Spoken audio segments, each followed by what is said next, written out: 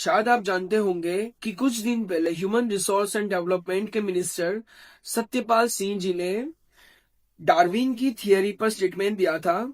उन्होंने बोला था कि डार्विन की थियरी गलत है और यह स्टेटमेंट के कारण भारत के कई वैज्ञानिक, प्रोफेसर्स, मीडियागणों ने हंगामा मचा दिया था और उन पर आरोप लगाया था कि आपका स्टेटमेंट आधारहीन है क्योंकि आपके पास कोई साइंटिफिक एविडेंस नहीं है।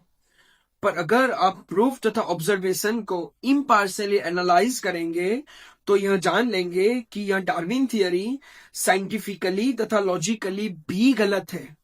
इस वीडियो में हम संक्षिप्त में कुछ एविडेंस के साथ समझेंगे कि यह थियरी कैसे गलत है और अवैज्ञानिक है।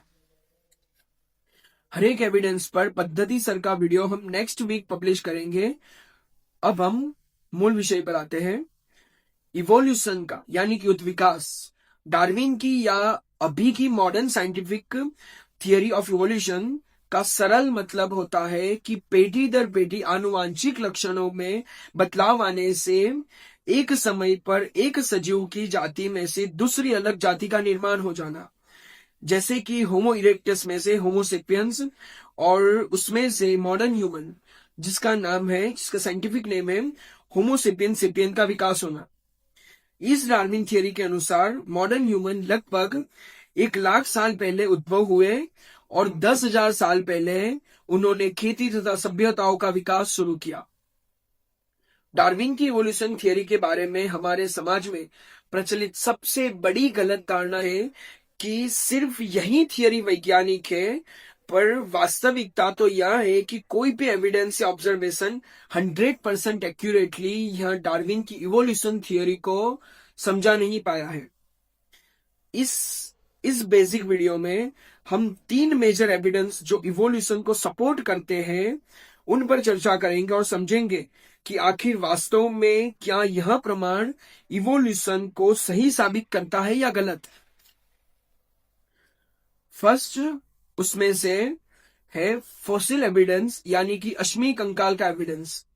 डार्विन की इवोल्यूशन थियरी जो अगर सही है तो मॉडर्न ह्यूमन यानी कि होमो सेपियंस सेपियंस के सभी अश्मी कंकाल 1 से 2 लाख वर्ष पूर्व ही अस्तित्व में होने चाहिए, और अगर कोई अश्मी उससे भी पुरातन मिलता है तो उसका सीधा मतलब है कि यह सिद्धांत तद्दन गलत है।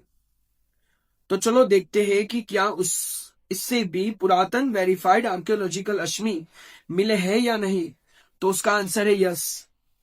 उसके उदाहरण यह है 600 मिलियन यानी कि 60 करोड़ साल पहले का धातु का पात्र जो डॉर्केस्टर में मिला है।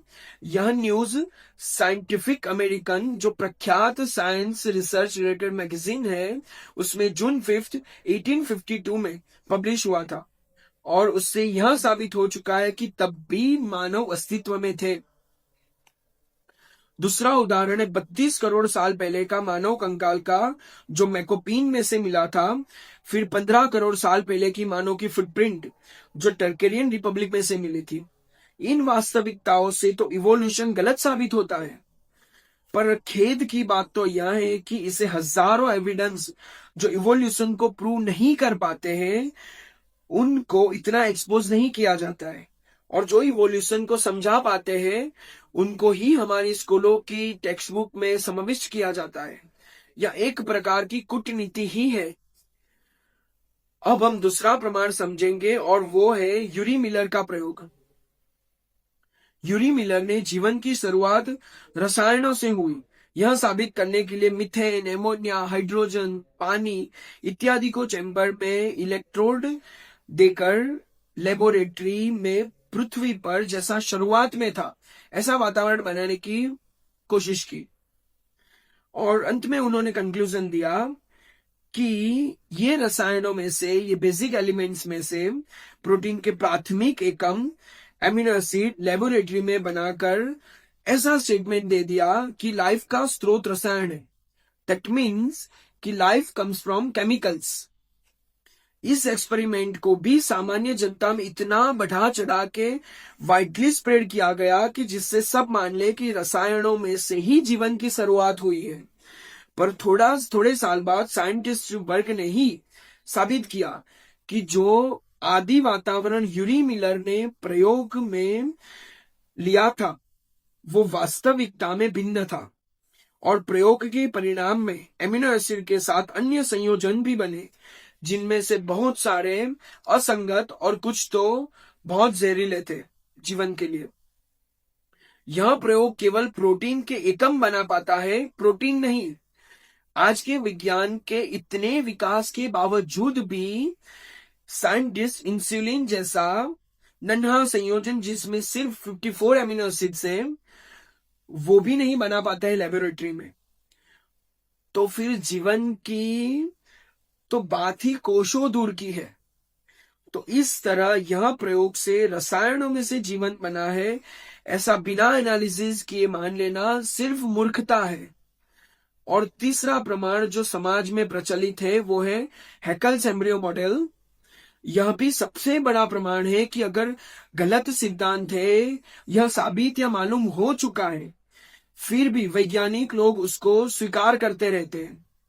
अंश हैकल ने इवोल्यूशन को सही साबित करने के लिए डायग्राम दिया जो स्क्रीन पर दिखा गया है और उसमें उसने कहा कि गर्भ के विकास के दरमियान भिन्न भिन्न जातियों में भी शुरुआत के स्तर पर समानता होती है।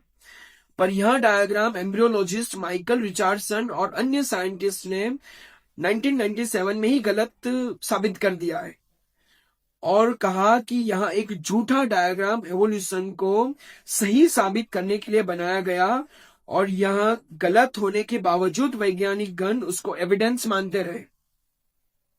सही का डायग्राम यह इमेज में दिखाया गया है। स्टीफन गोल्ड जो कि साइंटिस्ट है उन्होंने उसके बाद स्टेटमेंट दिया कि यह बहुत ही शर्मजनक बात है कि ऐसे डायग्राम जो टेक्स्ट बुक में कई समय तक पढ़ाए जाए। तो यह सब बातें सिद्ध करती है कि साइंटिस्ट में भी चीटिंग प्रोपेंसिटी होती है और उसके बारे में डिटेल में आप साइंटिज्म गूगल में सर्च करोगे आपको बहुत सारे एविडेंस मिल जाएंगे। और इस तरीके से सिर्फ इवोल्यूशन को प्रूव करने में फिट हो ऐसे एविडेंस ही पब्लिश हो और उनको पाठ्य पुस्तकों में समाविष्ट किया जाए और उसी के बेसिस पे इवोल्यूशन की थियरी सही है ऐसा हम मान लें और उसके वजह से हम वास्तविक सत्य को जान ही नहीं पाते हैं। सेम डिग्री और सेम फील्ड के कुछ साइंटिस्ट एक ही ऑब्जर्वेशन से इवोल्यूशन को सपोर्ट करते हैं जबकि दूसरे ग्रुप ऑफ साइंटिस्ट वो ऑब्जर्वेशन से साइंटिफिकली इवोल्यूशन को डिस्प्रूव करते हैं और कहते हैं कि इरिड्यूसिबल कॉम्प्लेक्सिटी तथा मॉलिक्यूलर सिग्नलिंग कैस्केड जैसे अनेक एविडेंस है कि जो डार्विन की इवोल्यूशन थियरी को इनकरेक्ट साबित करते हैं। तो इस तरीके से देखा जाए तो हम समझ सकते हैं कि सब जातियों का निर्माण इंटेलिजेंटली कोई पर्सन द्वारा किया गया है यह मानना ज्यादा साइंटिफिक और लॉजिकल है बल्कि यह मानना कि सब इवोल्यूशन से रैंडमली और बाय चांस हुआ है। डार्विन की थियरी सब एस्पेक्ट से रॉन्ग है। यह इस्कॉन से संस्थापक आचार्य एसी भक्ति वेदांत श्रील प्रभुपाद जी ने अपनी book life comes from life में ऑलरेडी बता दिया है और उसके बारे में आप अधिक जानकारी के लिए लाइफ कम्स फ्रॉम लाइफ और रीथिंकिंग डार्विन की जो कि ऑनलाइन अवेलेबल है और वास्तविक सत्य को जानने का प्रयास करें। हरे कृष्णा।